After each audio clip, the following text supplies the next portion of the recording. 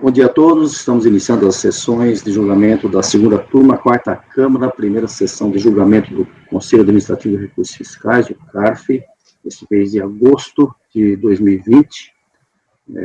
As sessões serão virtuais, como já tem acontecido, e vão se estender de hoje, terça-feira, até na próxima quinta-feira. Eu cumprimento meus colegas de bancada de julgamento, iniciando pelo conselheiro Marco Rogério Borges. Bom dia, Marco. Bom dia, presidente. Bom dia, demais colegas conselheiros. Bom dia, Leonardo Luiz Pagano Gonçalves. Bom dia, presidente. Bom dia, demais colegas. Bom dia, Janaína. Conselheiro Evandro Corrêa Dias. Bom dia. Bom dia, presidente. Bom dia, demais conselheiros. Bom dia, Janaína. Conselheira Júnia Roberta Gouveia Sampaio. Bom dia, Júnia. Bom dia, presidente. Bom dia, colegas. Bom dia, Janaína. Conselheira Carmen Ferreira Saraiva, que nos dá o prazer de sua presença hoje na bancada de julgadores. Bom dia, conselheira Carmen.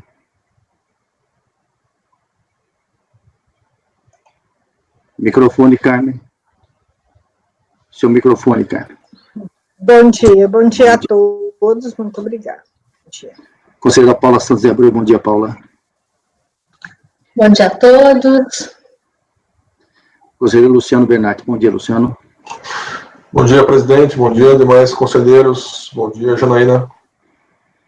Bom, eu sou Paulo Matheus Ciccone, presidente dessa turma de julgamento, e antes de iniciar os julgamentos da pauta, que já está na mão dos julgadores, eu gostaria de fazer um registro que eu entendo extremamente importante e muito pertinente às atividades dessa turma de julgamento, assim como de todas as turmas de julgamento do CARF, e de um modo geral, de todo o processo administrativo fiscal que envolvem o aspecto do Serviço Público Federal, especificamente os lançamentos que dizem respeito à Receita Federal.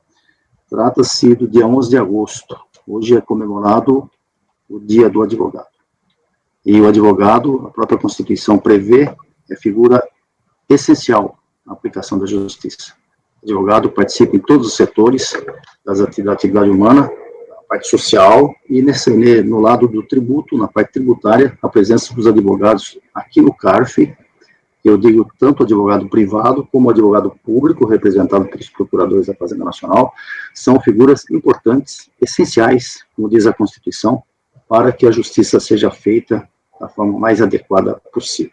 Então, a gente cumprimenta os advogados, os brilhantes patrões e procuradores que tantas vezes estiveram na tribuna ao vivo no CARF e agora vão estar também aqui virtualmente. E cumprimentamos por os 193 anos de instituição dos cursos jurídicos no Brasil, que hoje, na verdade, se comemora o Dia do Advogado como uma referência às duas primeiras faculdades de Direito que se instituíram no Brasil, ainda no primeiro Império, Dom Pedro I, foram as faculdades de Direito Largo São Francisco, a famosa Faculdade de São Paulo, e a Faculdade de Olinda, que depois acabou sendo transferida para Recife. Desnecessário dizer dos nomes das figuras históricas que passaram por esses bancos escolares e formaram realmente a inteligência brasileira, especialmente o início desse país, ainda lá no tempo do Império e depois com a República. Então, os parabéns, meus particulares, os parabéns também, tenho certeza, de todos os colegas aqui presentes. Muito bem, iniciando então o julgamento, vamos... Pois não? Obrigado, Ciccone. Vamos ao primeiro julgamento, então.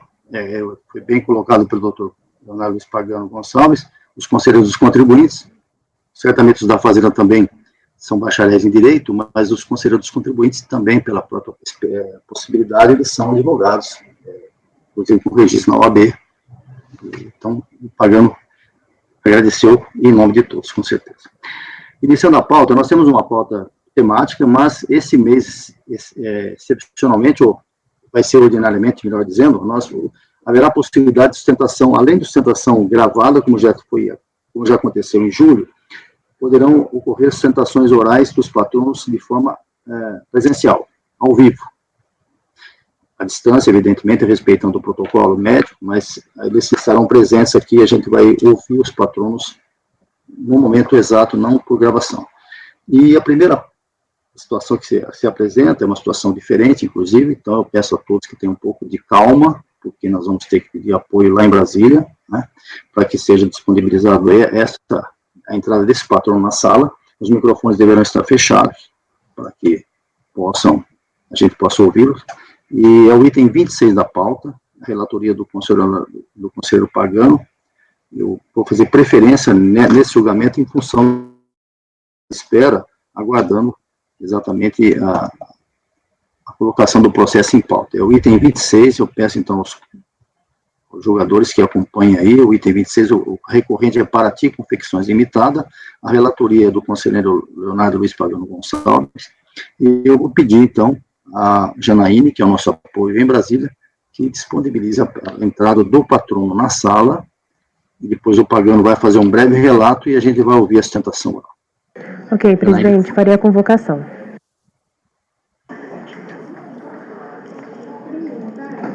Item 26 da pauta, doutor Eduardo Sabino, seu processo será julgado agora. Favor verificar a mensagem privada no chat.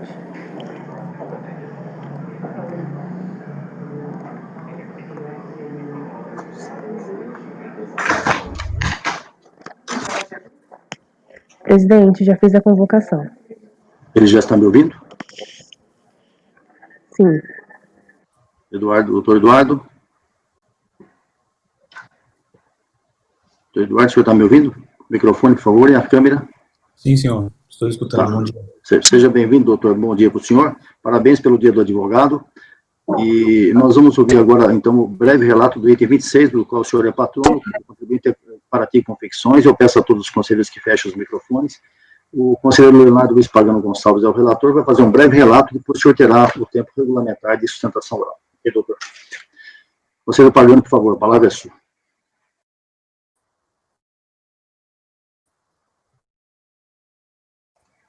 Pagano? Bom,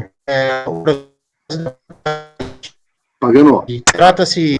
Sim. Você está me escutando? Melhorou, mas aumenta um pouquinho o microfone aí, que estava falando muito baixo.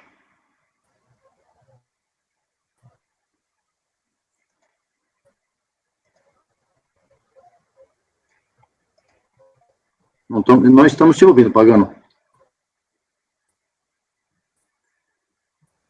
Eu sugiro que você saia e volte. Vocês não estão me escutando? Agora sim.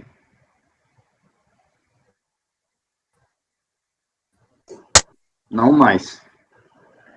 Pagano, você diminuiu a sua resolução?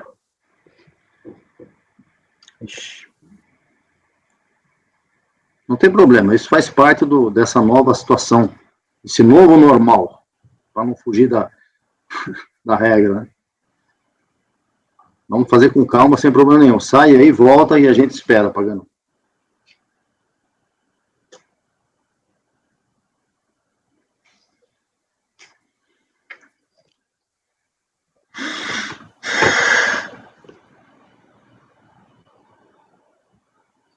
Desliga a sua câmera e sai e retorna, Pagano. Presidente? Sim, tá melhor. Tá melhor?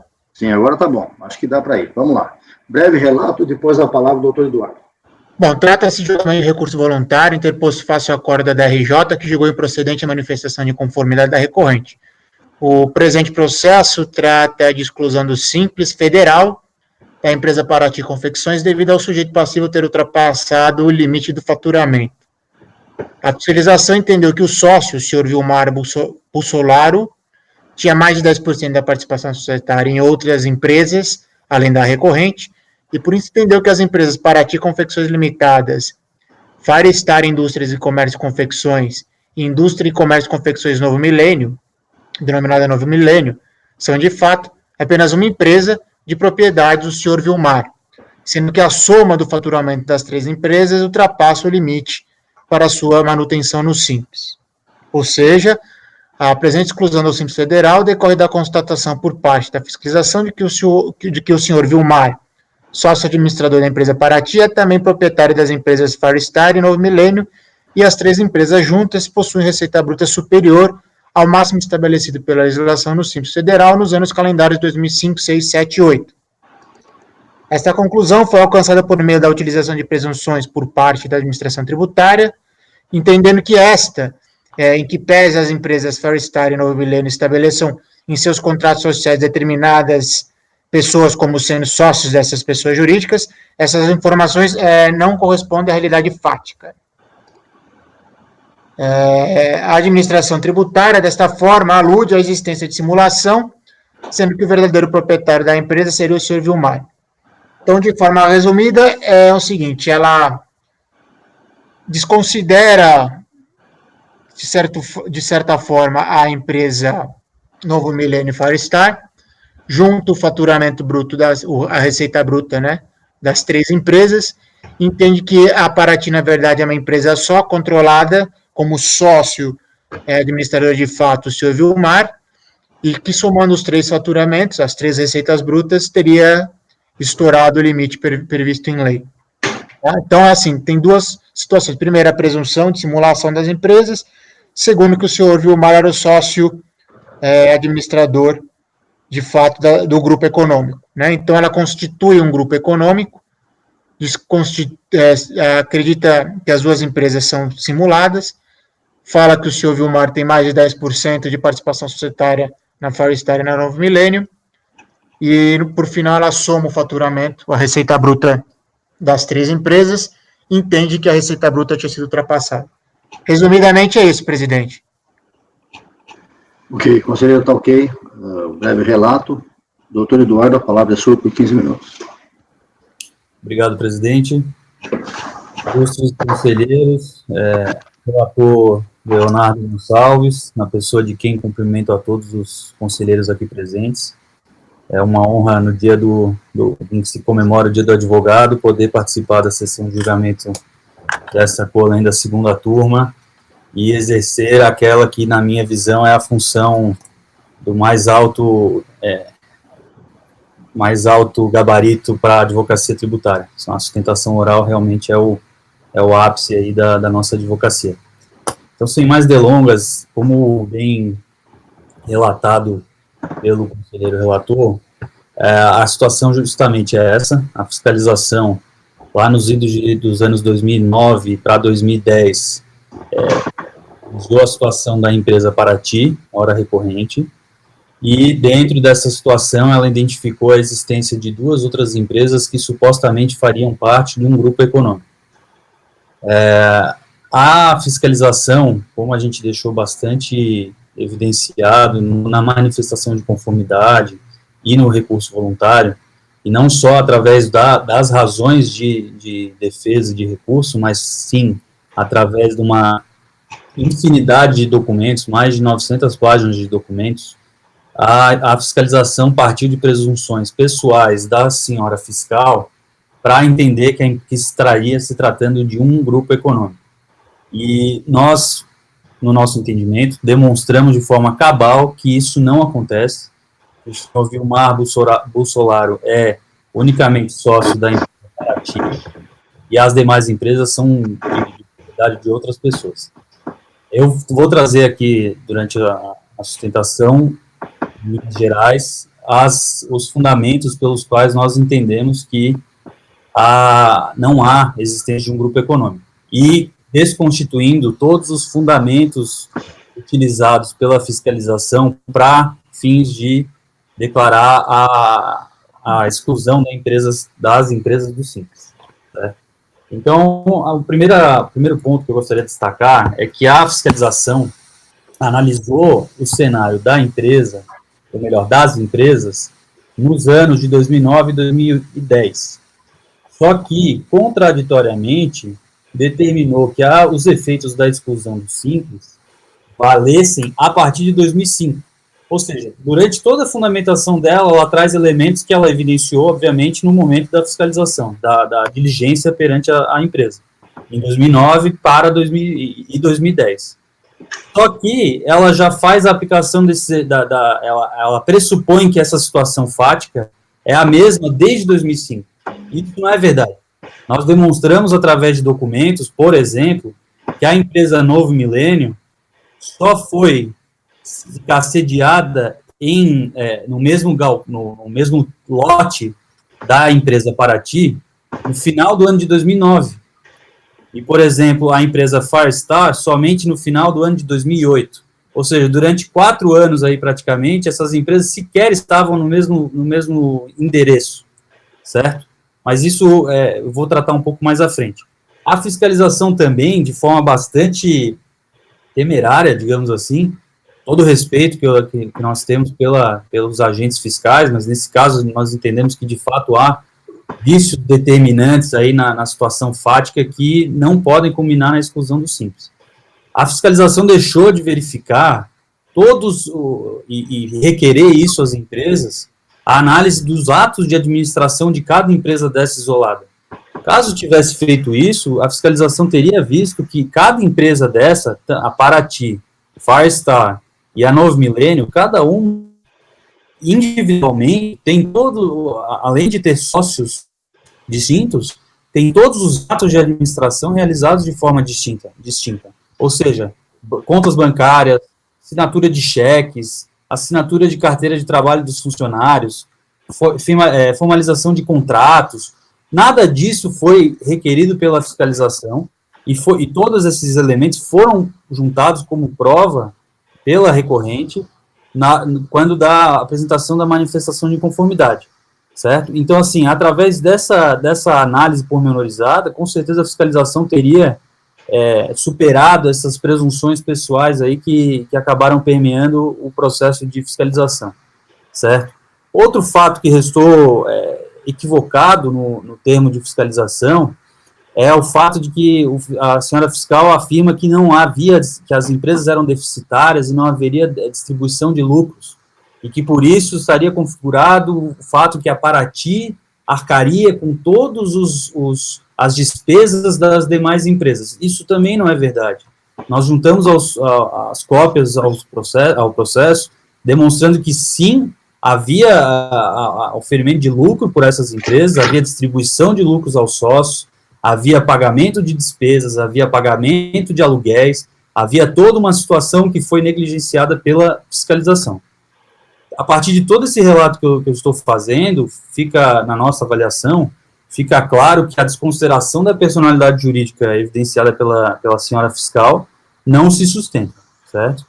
E digo mais, outros pontos que foram, no nosso entender, predominantes fiscal, para a senhora fiscal entender pela existência de um grupo econômico, foi o fato de que essas 3 empresas estão sediadas numa série de galpões industriais, certo? Na cidade de Nova Trento, e esses galpões industriais são 4 galpões de cerca de 1.500 metros quadrados cada um. Olhando de fora, se trata de uma estrutura aparentemente única, mas são estruturas individualizadas internamente, com entradas individualizadas, com sinalização e alvarás e tudo que demanda uma empresa individualizadamente. Não se está tratando de uma empresa só dentro de uma sede única, certo?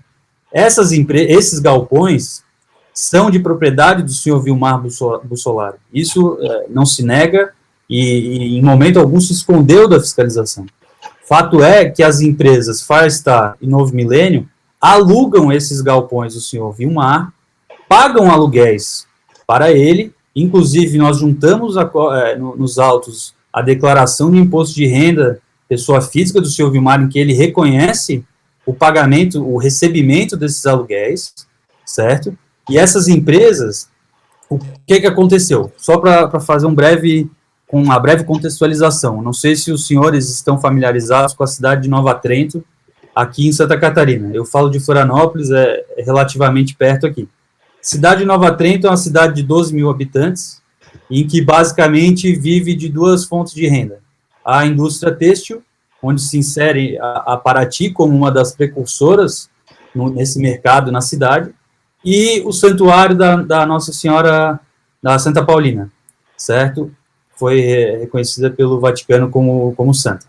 Então, dentro desse contexto, é uma cidade muito pequena, em que a Paraty se destacando como expoente dessa indústria têxtil, outras empresas começaram a ter o interesse na área e começaram a verificar a possibilidade de ganhar dinheiro fazendo essa atividade. Então, naturalmente, começaram a surgir outras empresas, e dentro desse contexto, empresas, naturalmente, nascem por conta de afinidades. Então, pessoas ligadas no seio familiar do seu Vilmar, e amigos e conhecidos, vendo que ele estava prosperando, acabaram por se identificar pela indústria e também abriram as suas empresas. E por isso, sendo empresas de pessoas, de familiares ou de conhecidos, claro que essas empresas vão ter convergências e vão ter interesses em comum, mas isso não quer dizer que essas empresas são, por si só, um grupo econômico. No caso dessas 3 empresas, e principalmente da Paraty, o que aconteceu foi o seguinte: sendo o senhor Vilmar proprietário desses galpões, sendo ele proprietário da Paraty Confecções, ele naturalmente instalou a sua empresa lá, e nos anos de 2009 e 2008, seus conhecidos, donos da empresa Firestar e Novo Milênio, vendo a possibilidade de se instalar num local já especificamente desenhado para isso, um galpão, ainda que seja, relembrando, separado, individualizado, não se trata de um único parque fabril, e sim uma série de galpões, acabaram por levar suas empresas para esse local, justamente no intuito de fazer com que a logística e a redução de custos nessa logística fosse potencializada, ou seja, a fiscalização bate muito nessa questão de que, olha, a Paraty faz uma parte da cadeia produtiva, digamos assim, dessa confecção, do jeans, e aí a Firestar faz a colocação disso, a colocação daquilo. Não é nesse sentido. O que acontece é justamente isso que eu falei. Eles se uniram no sentido de estar próximos uns aos outros, para que, potencializando a logística e reduzindo custos, tivessem mais margem para competir no mercado, cada um dentro da sua particularidade. E isso fica muito claro através da documentação também que nós juntamos nos autos, em que comprovamos que as 3 empresas, atuam não só entre si. Cada uma delas tem outros clientes, outros fornecedores. Se fosse um grupo econômico, por certo que os fornecedores, por exemplo, seriam os mesmos. Não se iria distinguir fornecedor de uma empresa para outra. Cada empresa dessa tem seus fornecedores próprios e seus clientes próprios. Com certeza, um ou outro cliente ou um ou outro fornecedor, por se tratar de um segmento bastante fechado e, no caso de Nova Trento, bastante restrito pelo tamanho da cidade e localização, é claro que às vezes há uma similitude, entre esses consumidores, esses fornecedores. Mas isso de forma alguma restou rechaçado ou efetivamente, concretamente, comprovado pela fiscalização no curso dessas diligências. Pelo contrário. Certo? Outra questão que bateu muito forte a senhora fiscal é a questão dessas empresas não possuírem empregados em suas áreas administrativas. Ora, são empresas de pequeno porte, empresas que, conforme reconhecido pela própria fiscal, são assistidas por uma empresa de contabilidade, e por óbvio que empresas de pequeno porte assistidas por uma empresa de contabilidade não precisam ter um setor de RH, um setor contábil, um setor fiscal, um setor administrativo, um setor financeiro. Isso é algo que a fiscalização não soube diferenciar e não soube separar aí, no nosso entendimento, o joio do trigo nessa situação.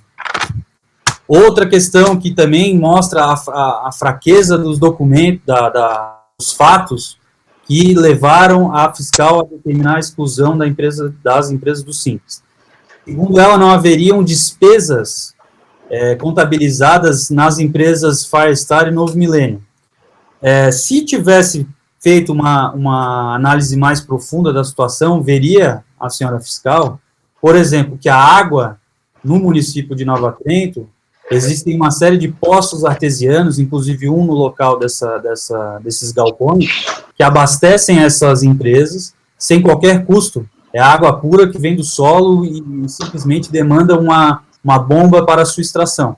Por isso que não há despesa de água. Da mesma forma, a luz, não há despesa de luz contabilizada, porque, em sua maioria, estava previsto nos contratos de aluguel o pagamento da luz. E quando não era assim feito, os próprios sócios das empresas faziam o pagamento justamente pela questão deficitária e de prejuízo que essas empresas estavam vivenciando nesses anos. Certo? Doutor, o senhor tem 2 minutos, por favor. Certo. Então, eu tinha mais algumas coisas, mas concluindo, acho que o mais relevante aqui é que o processo final 2010-74, esse processo é basicamente a representação fiscal, representação administrativa para a exclusão da empresa Novo Milênio do Simples, ou seja, exatamente a mesma situação que nós estamos tratando hoje aqui, da Paraty. Nesse caso da Novo Milênio, restou declarada a nulidade do ato declaratório executivo, porquanto viciados os motivos determinantes do ato de exclusão do Simples. Isso nós juntamos no processo, ou seja, o mesmo procedimento de fiscalização e de diligência realizado pela senhora fiscal culminou na exclusão dessas 3 empresas do Simples, sendo que já no caso da Novo Milênio, já restou reconhecido que essa exclusão é indevida, que não se trata de um grupo econômico, que não estamos tratando de simulação de interpostas pessoas. Isso tudo ficou comprovado naqueles autos e, no nosso entendimento, comprovado nos presentes autos, através da prova documental extensa acarreada e de tudo mais que foi dito nos autos e desta tribuna, certo? Então, assim, no nosso entendimento e com base em todas essas provas, restou, então, cabalmente comprovado que durante esse período fiscalizado, inclusive depois, não há grupo econômico, não há razões para entender que a receita bruta dessas empresas deve ser analisada conjuntamente, e por essa razão nós rogamos seja conhecido e provido o recurso voluntário para determinar a anulação do ato de exclusão da empresa do Simples, da recorrente Paraty, do Simples Federal e Nacional. Muito obrigado. Fico à disposição. Muito obrigado, doutor. Conselheiro Pagano, o seu voto.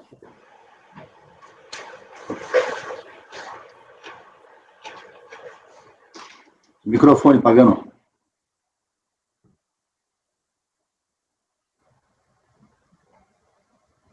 Estão me escutando? Agora sim. O recurso voluntário é tempestivo, trata de matéria de competência desta Corte Administrativa e preenche todos os demais requisitos de admissibilidade previstos em lei, portanto, dele toma conhecimento.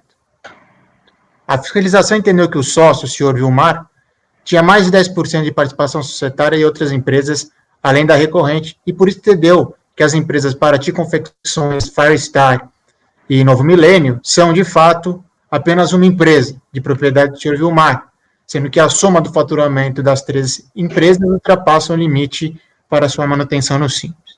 Ou seja, a presente exclusão do Simples Federal decorre da constatação por parte da fiscalização de que o senhor Vilmar, sócio administrador da empresa Paraty, também é proprietário da empresa Firestar e Novo Milênio, e as 3 empresas juntas possuem receita bruta superior aos limites estabelecidos pela legislação do Simples Federal nos anos calendários 2006, 2007 e 2008. A fiscalização constatou os seguintes fatos para presumir a simulação dos atos negociais e desconsiderar os aspectos formais da documentação que envolve a estrutura da empresa recorrente e as demais empresas que fazem parte do grupo econômico. Vamos lá. A empresa recorrente, obtendo o Simples Federal, iniciou suas atividades em 2/3 de 86 e tem como objetivo a exploração do ramo de confecções de peças de vestuário. Sua sede está situada desde 8/12/98 na Travessa Cuco 471, na cidade de Nova Trento, Santa Catarina. A gerência da Paraty é exercida pelo senhor Vilmar, que possui 95% da participação na empresa. Já a empresa Firestar, inscrita no Simples Federal, iniciou suas atividades em 25/3/99, sendo que sua sede, desde 16/10/2008, localiza na Travessa Cuco, número 100, sala 5 da cidade de Novo Trento, Santa Catarina. A empresa Firestar tem como objetivo social a indústria de comércio e confecções. A administração da empresa, de acordo com esse contrato social, foi exercida entre 5/6/2005 e 16/10/2008 pelo sócio administrador, senhor Maurício Bussolaro, que possui 95% das cotas, sendo que as demais 5% das cotas são de propriedade da sócia senhora Rosane Maria Bussolaro. A partir de 16/10/2008, a sociedade passa a ter como sócios administradores o senhor Cleiton Frazioni Itnashiro e Darcy Vamier, cada um com 50% das cotas, retirantes da sociedade os sócios anteriores. A empresa Novo Milênio, por sua vez, iniciou suas atividades em 7 de 10 de 98, atuando no ramo de comércio varejista de alimentos. E em 2 de 3 de 2005, o ramo de atividade da empresa é alterado para o serviço de acabamento de tecidos e artigos têxteis produzidos por terceiros, confecções de roupas e malhas, fabricação de artefatos têxteis e comércio varejista do vestuário. A partir de 14 de 12 de 2005, a administração da sociedade fica a cargo do sócio Valdemar de Souza, que possui 95% das cotas, e da sócia Giannini Frazioni Fritzeni, que possui 5% das cotas. A sociedade apresenta sede desde 1 de julho de 2009, no endereço 1100-10, Travessa Cuco, número 100, Sala 2, cidade de Nova Trento, Santa Catarina. Foi constatado que os sócios cotistas majoritários da Firestar, o senhor Maurício e Clayton, são sobrinhos dos sócios fundadores da empresa Paraty. Maurício Bussolaro, menor, foi emancipado por escritura pública em maio de 2005. Já Clayton foi funcionário da Firestar no período de 17 de nove de 2007 a 27 de 11 de 2007, ingressando em 23 de 10 de 2008 formalmente na cidade como sócio administrador. Ou seja, a verificação do quadro societário das pessoas jurídicas em pauta revelou que as empresas apresentam laços familiares entre os sócios. Outra constatação refere-se ao fato de que as empresas possuem sede no mesmo endereço, na Travessa Cuco, 417 e número 100, sendo que as empresas Firestar e Novo Milênio estão instaladas nas dependências da Paraty. Entretanto, no período fiscalizado, foi constatado que a empresa Novo Milênio não efetuou nenhum pagamento de aluguéis, enquanto que a empresa Firestar pagou aluguéis apenas referente ao exercício de 2008. No tocante ao maquinário necessário às atividades das empresas, existem registros de que máquinas e equipamentos na contabilidade da empresa Novo Milênio que informam manter contrato de arrendamento, todavia não traz prova desse arrendamento. A Firestar, por sua vez, adquiriu algumas máquinas apenas no exercício de 2008, informando laborar nos exercícios anteriores com maquinário oriundo de contrato de comodato. Conclui-se desta forma que os funcionários da empresa Firestar e Novo Milênio utilizam gratuitamente as máquinas e equipamentos, móveis e utensílios da Paraty para laborar. Verificou-se ainda a ausência de lançamento de outros custos e despesas necessários ao desenvolvimento de suas atividades, tais como energia elétrica, água e esgoto, telefone, materiais de consumo, aluguéis móveis, utensílios, máquinas e equipamentos, etc. As empresas Firestar e Novo Milênio, com exceção dos sócios, não possuem empregados registrados na parte administrativa, apenas operacional. O pessoal administrativo das empresas, inclusive a RH, fica a cargo da Paraty. Outro ponto que demonstra a ligação entre as empresas é verificado na análise do quadro funcionário das empresas. Constata-se um verdadeiro rodízio entre os empregados das três empresas, horas registradas em uma e horas registradas em outra. A fiscalização traz alguns exemplos. Aqui, vocês querem que eu leia toda a circularização dos empregados? Eu acho que você pode resumir, mas tem que ler alguma coisa assim. Tá, Mercedes Cuco foi empregada da Paraty no período de 94 a 95, depois de 96 a 99, de 2000 a 2008, e ingressou na Firestar em 2008.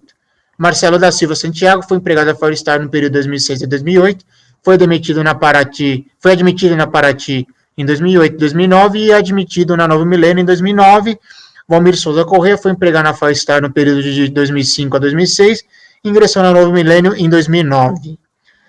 A Daiane foi empregada na Paraty em 97 a 2000 e depois de 2000 a 2009 e ingressou na Novo Milênio em 2009. Valquíria foi empregada na Paraty no período de 98 a 99 e 2001. E depois de 2002 a 99 e ingressou na Novo Milênio em 2009. Alexandre José foi empregado na Paraty de 2007 a 2009 e ingressou na Novo Milênio em 2009. E devido a tais fatos, a fiscalização entendeu que as empresas Firestar e Novo Milênio não tinham substrato econômico e capacidade operacional para realizar o seu objeto social.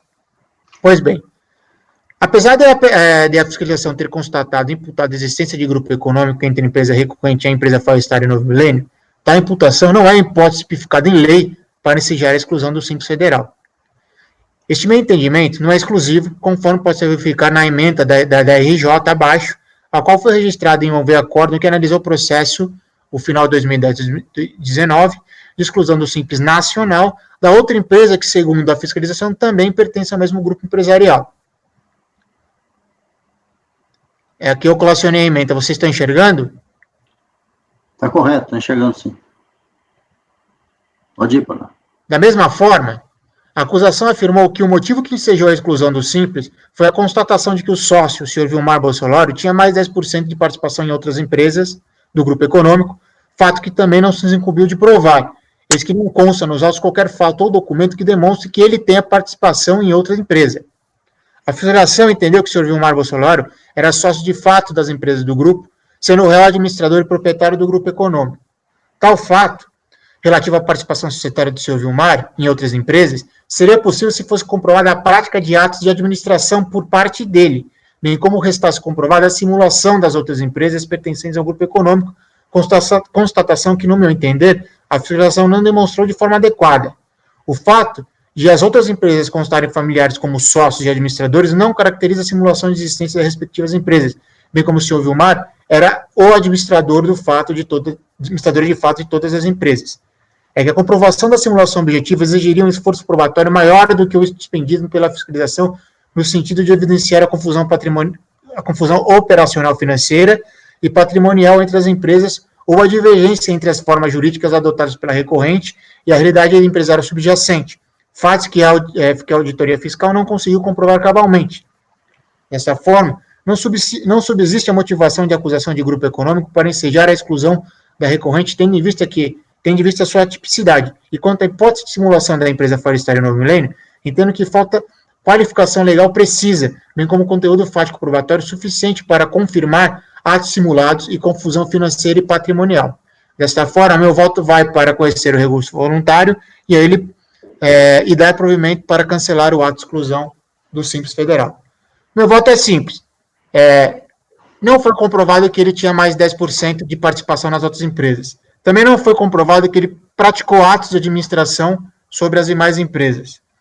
O fato de ter sido constatado o grupo econômico, e de fato, no meu entendimento, contrário ao do patrono, peço até Vênia para discordar, houve sim uma certa comprovação de que existiu um grupo econômico, mas o fato de existir o grupo econômico não enseja a exclusão do Simples Federal. Tá? Ensejaria a exclusão do Simples Federal se fosse comprovado os 10% de participação nas outras empresas e que o senhor Vilmar, de fato, era o proprietário de todas as demais. Mas não foi comprovado em momento algum atos de administração praticados por ele. Então, esse é meu voto. Bom, a proposta do conselheiro Pagano é conhecer o recurso e dar provimento. Lembrando que trata-se do Simples Federal, Lei 9.317, e os debates estão abertos dentro daquela condição de cada um por vez, falando estritamente o necessário e pedindo a vez. Então, como não poderia deixar de ser, minha digníssima conselheira Paula vai pedir para falar inicialmente. Pois não, conselheira.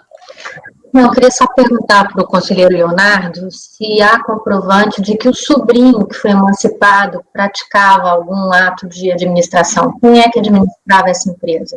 Tem alguma coisa nos autos que eu não consegui ver? É muita documentação. Não tem, assim, na verdade, formalmente ele é o administrador. Agora, também não tem nada dizendo que ele não praticava ou que praticava, tá?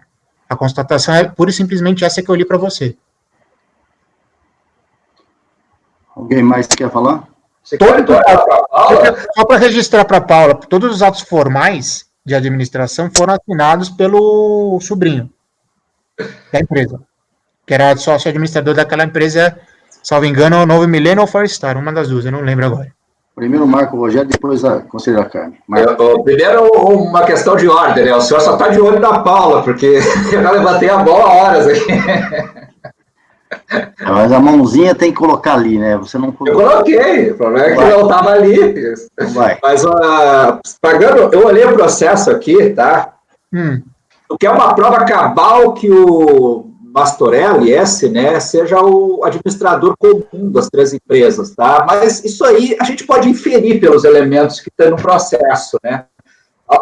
Eu acho assim que a prova ainda não estou discutindo a parte teórica, né? Mas há uma prova, para mim, contundente ali, que é um grupo econômico, isso tu mesmo reconhece, tá? E da prática tudo é a mesma empresa, até eu olhei ali as provas e olhei a defesa do contribuinte no recurso voluntário e não vi ele lidido alguns elementos que para mim são substanciais.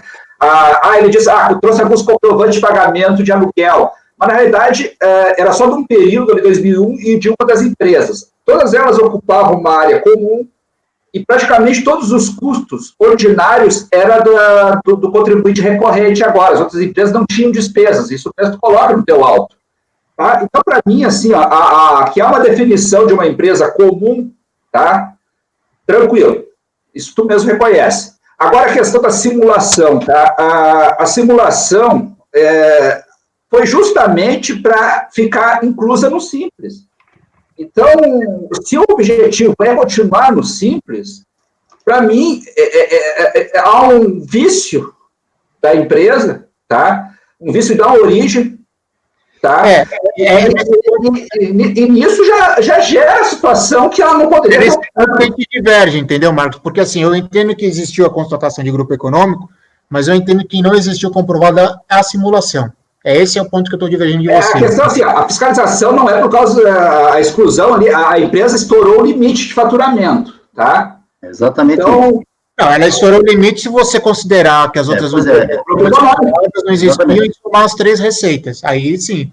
Mas eu não... Eu notei assim, rapidamente, presidente, só para encerrar. As 3 empresas praticamente são etapas de uma linha de produção, tá?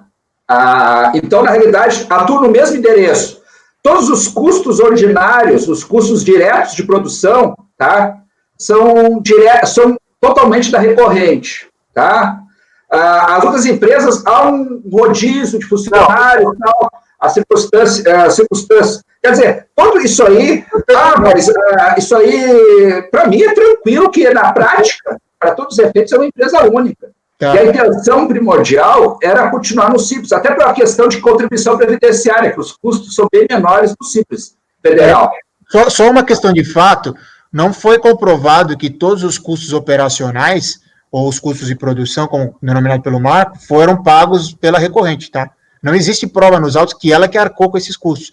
É por isso que eu estou dizendo que a minha questão aqui é a ausência de conteúdo probatório suficiente para a simulação, é só isso.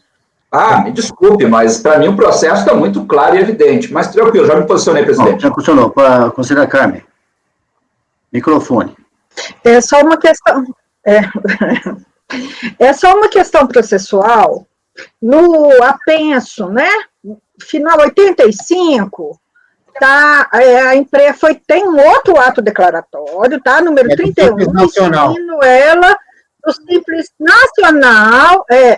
É porque eu acho que, como tá apenso, teria que se julgar junto, né? Embora os fatos são os mesmos, tá? É só questão de Simples Federal e Simples Nacional. Então, o principal tá com o ADE número 30, que é Simples Federal, e no apenso final 85 tem o ADE número 31, tá? Era só isso que eu queria ressaltar, só isso. Alguém mais quer se manifestar? Luciano, por favor. Presidente, acho que o Evandro levantou a mão antes de mim, né? Eu não vi o nome do Evandro aqui, então tá com um problema aqui no meu... Bom, tudo bem, vamos lá, Evandro. Eu não vou repetir aí o que o Marco já falou, eu só gostaria de acrescentar aqui que parece que tem uma mesma ordem de comando, é uma mesma pessoa que dá o comando, é um outro elemento comprobatório aí que se trata de uma mesma empresa, né? Eles funcionavam no mesmo local, o que a empresa fez para permanecer no Simples? Ela quebrou as etapas de produção, mas algumas as despesas, não tem nem despesa em umas, há uma confusão aqui do maquinário que era utilizado da produção, há uma confusão, uma rotatividade entre funcionários, entre uma empresa e outra, e concluindo aqui, o comando era único, que pelo que você vê da declaração dos funcionários aqui, né, o comando era único. Então, para mim, isso é prova suficiente para entender que trata-se de uma mesma empresa. Luciano, por favor. Vamos ser mais breve, gente, vamos lá. Isso. Conselheiro Pagano, eu só queria entender o seguinte, a soma do faturamento das três extrapola o Simples? Sim. Se você... O que acontece? A fiscalização se considerou a Firestar e a Novo Mundo, falando que ela era empresas simuladas e inexistentes, e somou ao faturamento da recorrente aos 3 faturamentos. Tá, a tipificação, o fundamento para a exclusão do Simples foi esse ou foi apenas os 10%? O fundamento da exclusão do Simples é a soma do faturamento. Ok. Carmen, quer falar de novo, Carmen? Microfone, querida. Desculpe, não, é que eu... Nós já tinha falado, tá. Desculpa. Ninguém mais? Não, é isso mesmo. O propósito do relator é dar provimento pelos motivos já suficientemente expostos. Marco Rogério. Presidente, eu entendo que há fundamentos o bastante no processo, nos autos, entendo que a defesa não elidiu satisfatoriamente as alegações da autuação da representação fiscal, tá? E assim, muito respeitosamente, ouso divergir do conselheiro para negar provimento. Conselheiro Evandro. Microfone, Evandro. Eu vou acompanhar a divergência. Conselheira Júnior. Acompanhe o relator. Conselheira Carmen. Acompanhe a divergência. Conselheira Paula. Eu vou acompanhar a divergência, quero só fazer uma ressalva. Eu, de fato, conselheiro Leonardo, eu acredito que o simples fato de se configurar com grupo econômico não seja exclusão de Simples. Mas, nesse caso específico, as empresas não se preocuparam, por exemplo, em ter um acordo de cost sharing. Você vê uma confusão nessas operações, né? Então, a empresa deveria, se fossem empresas separadas, elas deveriam ter mais cuidado com o rol probatório para que isso ficasse configurado. E também eu não vi aqui que havia um comando para as outras empresas, né? Ainda que não se configurasse que o dono de uma das empresas exercesse a administração de todas, eu não vi nenhuma comprovação também de que, nem na defesa, de que a operação de cada empresa tinha um administrador separado. Então, nesse caso, eu vou acompanhar a divergência. O conselheiro Luciano. Presidente, eu entendo a posição do conselheiro Pagano, mas vou acompanhar a divergência pelos mesmos motivos expostos pela conselheira Paula.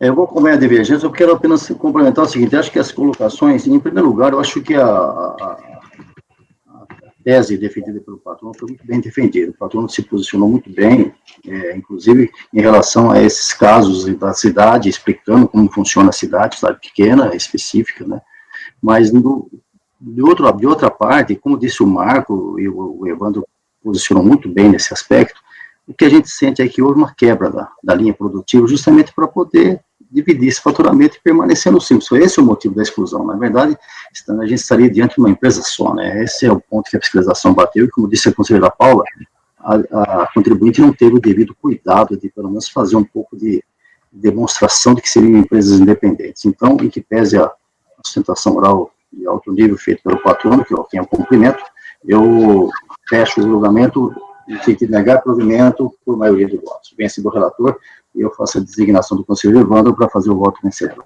Julgamento encerrado. Muito obrigado, doutor. Obrigado, conselheiros. Obrigado, presidente. Bom dia e boas sessões aí para vocês. Um abraço. Bom dia a todos. Prosseguindo, conselheira Janaína, por favor. Isso, ok. Então, julgamento encerrado. Vamos voltar ao item primeiro da pauta, que é a relatoria do conselheiro Luciano. Nós começamos agora com os dentro da pauta temática, processos repetitivos. O paradigma é o item 1 da pauta, é da Unimed, do ABC, Cooperativa de Trabalho Médico, relatoria do conselheiro Luciano, que tem a palavra. Por favor, Luciano, como não vai haver sustentação, um breve relato e direto ao voto. Perfeito. Presidente, o processo já está na pasta T. Trata-se de um recurso voluntário interposto em virtude de decisão do RJ. Os fatos foram o seguinte: foi uma compensação parcialmente homologada de um crédito em virtude do imposto de renda retido na fonte, de rendimentos pagos à cooperativa de trabalho. O motivo da homologação parcial foi que grande parte dos códigos não permite que o crédito seja utilizado dessa forma. A contribuinte foi notificada para apresentar documentos, mas não apresentou nenhum documento. Houve manifestação de inconformidade. O DRJ entendeu pela procedência parcial, porque havia um pequeno crédito remanescente em favor da contribuinte. Depois a contribuinte apresentou recurso voluntário, alegando em síntese que houve equívoco na apresentação, né, da DECOMP. Eles erraram, que a autoridade administrativa seria a obrigação da autoridade administrativa proceder diligências para averiguar, e diante da sua natureza jurídica, caberia ao fisco elucidar os fatos, ou seja, o argumento principal, a linha de defesa principal, foi a inversão do ônus da prova, né, alegando que caberia à autoridade administrativa fazer a elucidação dos fatos.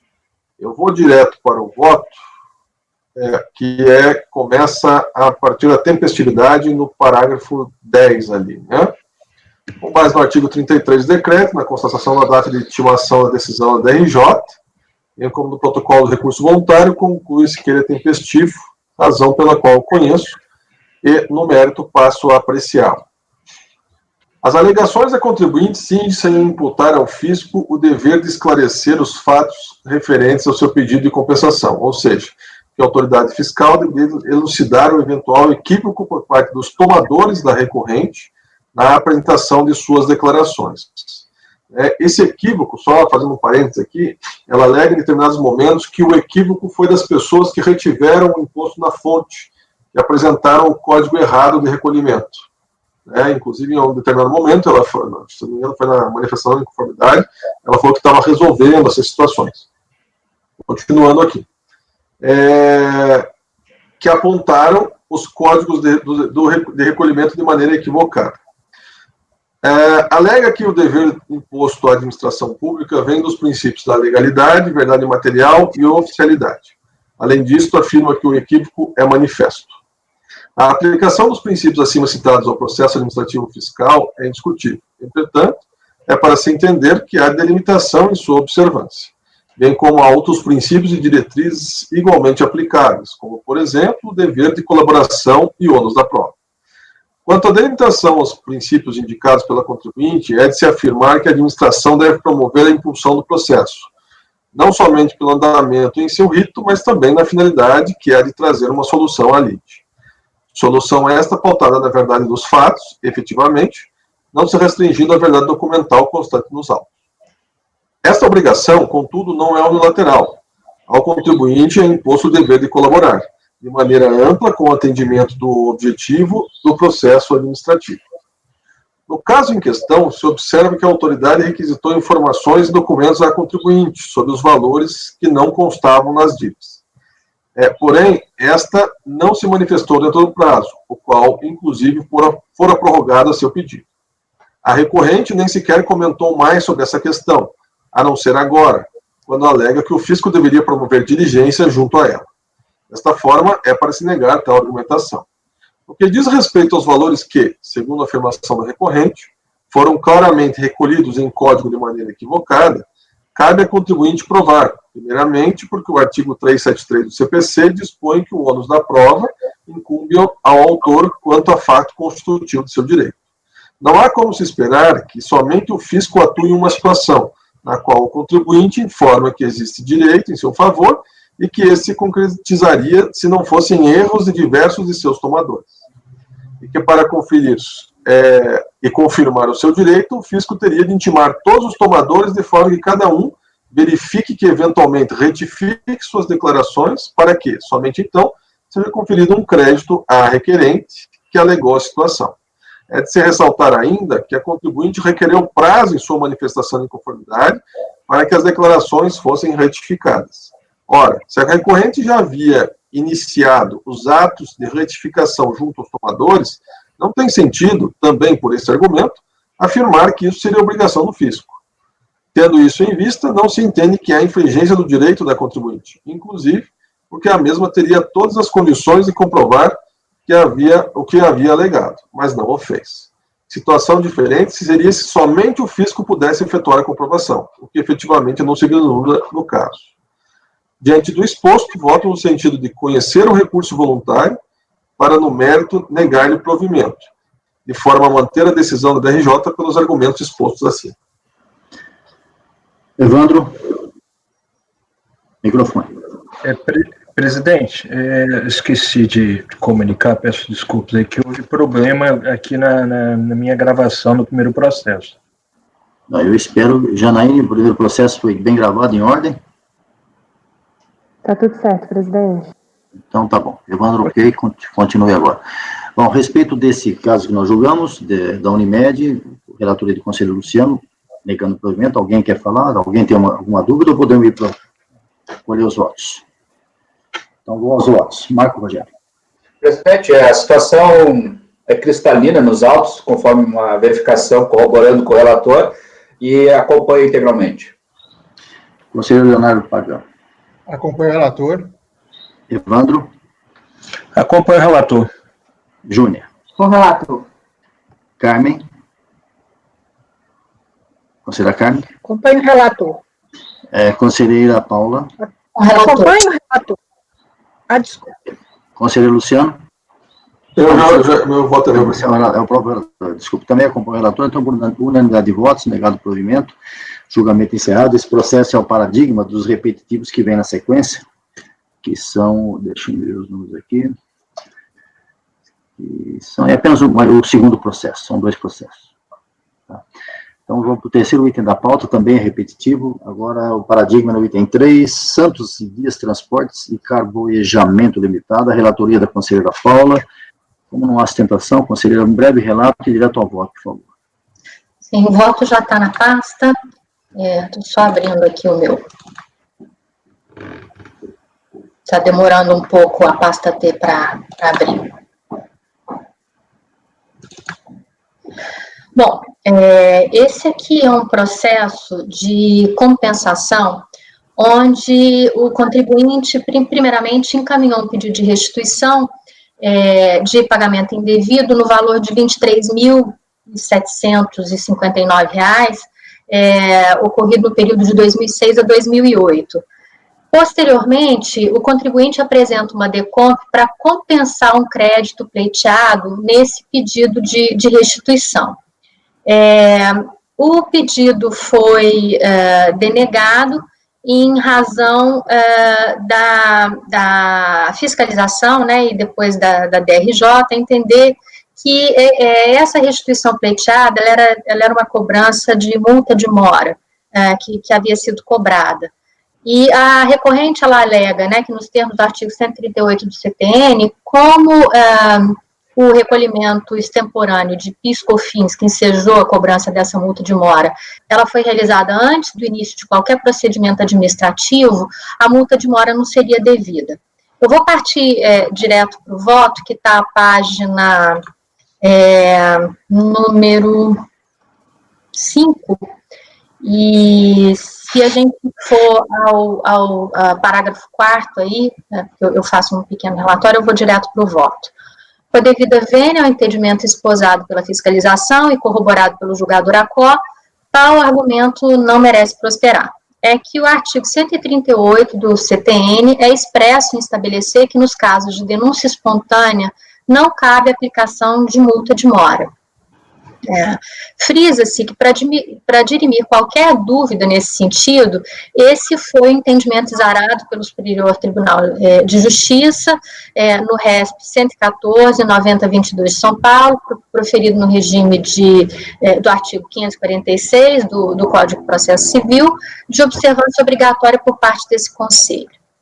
E aí eu colo a decisão. Nesse sentido, o Ministério se faz afastar a cobrança da multa de mora imposta recorrente, reconhecendo-se o crédito existente.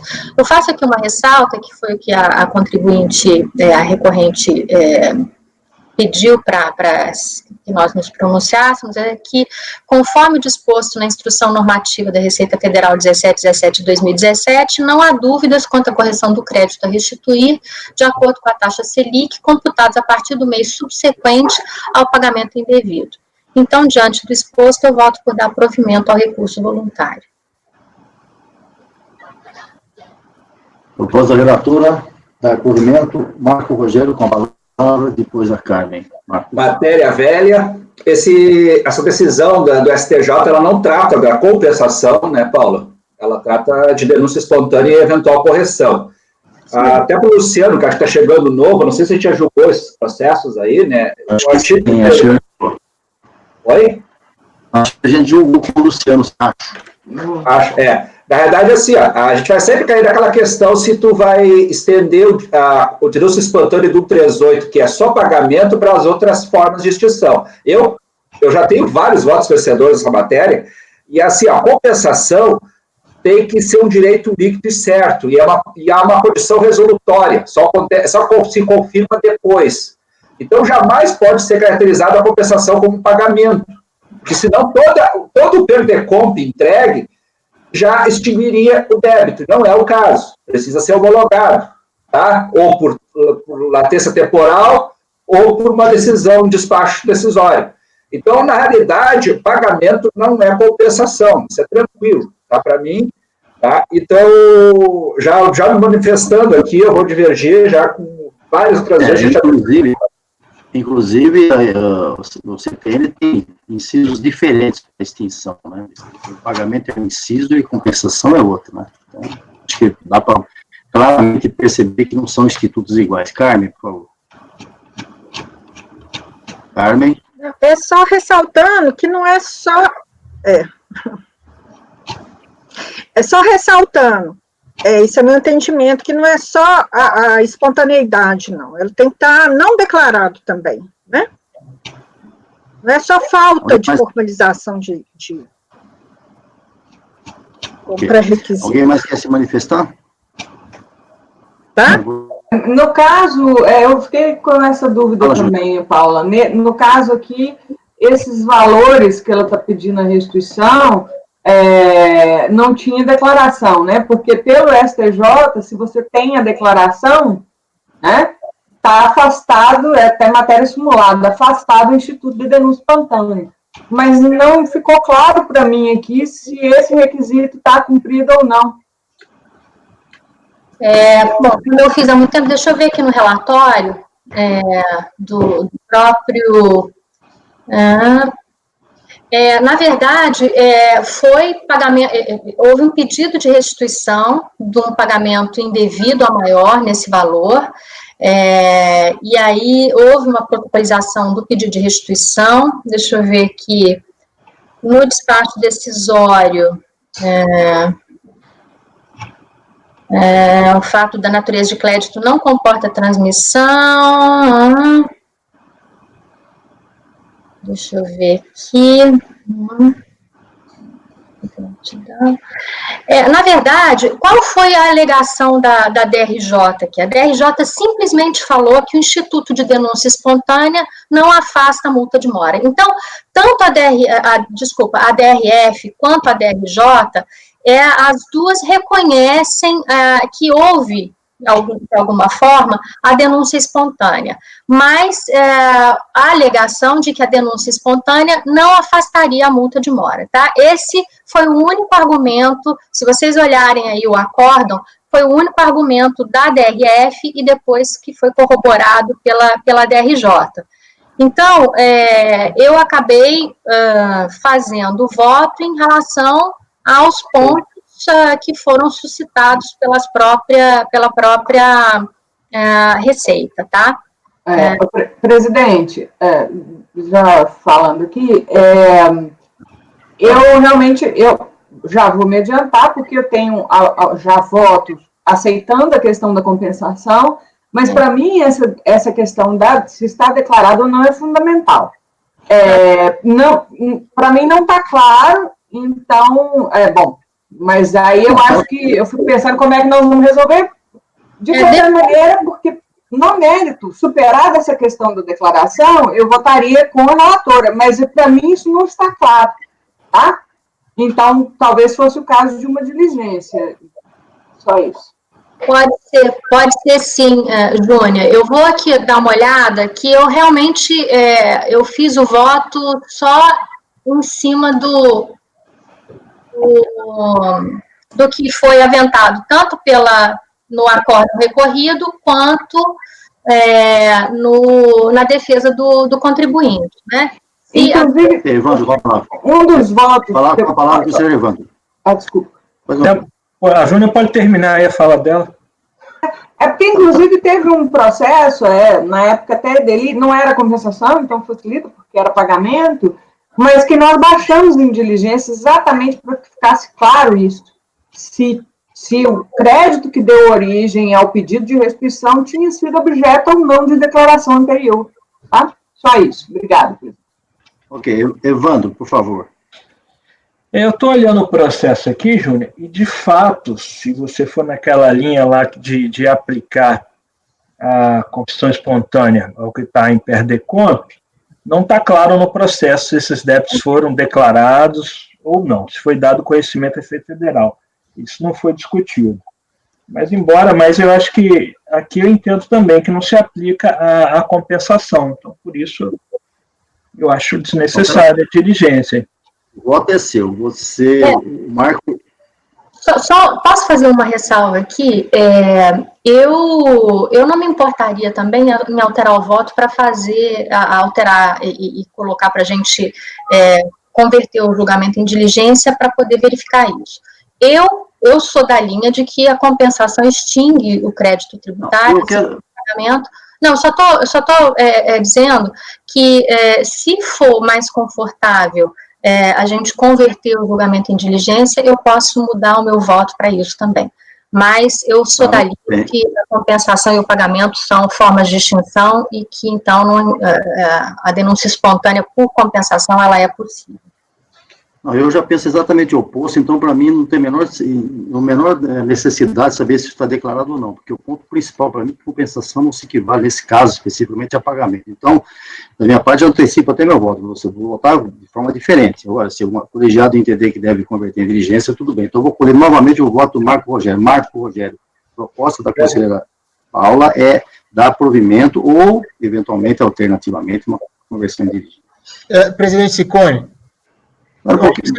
se a gente começar a analisar, se a gente ver a perda de compra, é difícil assim, porque cada hora é uma situação fica difícil. O que eu quero definir o voto é de dar provimento. Marco, você acompanha ou diverge? Presidente, eu entendo que há uma condição sine qua non aqui, antes de qualquer outra discussão. Eu entendo que, nesse caso, não se aplica a denúncia espontânea, porque não é pagamento. Então, eu diverjo. Ponto. Pagando.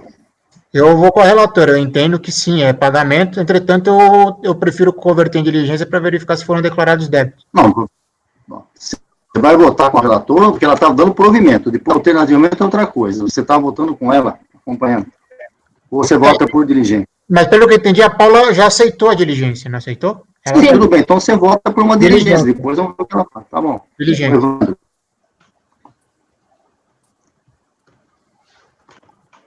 Microfone. Ciccone? Não estou te ouvindo. Oi, fala agora. Voto é seu. Eu vou acompanhar a divergência. Júnior. Diligência. Sem microfone. Diligência. Converter em diligência. Carmen. Eu acompanho a divergência. Conselheiro Luciano. Eu vou acompanhar a relatora para diligência, presidente. Eu também vou com a divergência, então, por voto de qualidade, tá? Negado o provimento ao recurso, e eu vou designar o Marco Rogério para o voto vencedor. Ok? Esse caso envolve crédito, doutor Paulo? Você envolve crédito aí? Não sei. Você que é relatora, tem crédito? Se tem crédito, a situação é diferente. Bom, se ele está querendo compensar, é porque... Não sei, não, perde compra não é crédito, fora. Se é perde compra, não. Se perde compra, não sei, se enquadra, seria lançamento tributário. Não é exigência de crédito tributário, tá? Não é. Então, não é exigência. Então, é perder compra, não é exigência de crédito tributário. Perde compra não tem exigência de crédito tributário. É só isso que eu perguntei. Você é relator. Mas não tem, não. Perde compra, não se enquadra. Então, por qualidade, negado o provimento. Continuando na pauta, Alguém quer falar ainda? Não. É que aparece aqui. Olha, eu estou ouvindo Eu queria pedir um intervalo de 2 minutos. Podemos dar um intervalo de 2 minutos e vocês aí saiam e entrem novamente, que algumas internets estão ruins. A minha eu não sei se está boa também, por isso eu vou até fazer. Tá? 2 minutos, Obrigada. Janaína, por favor. Gravação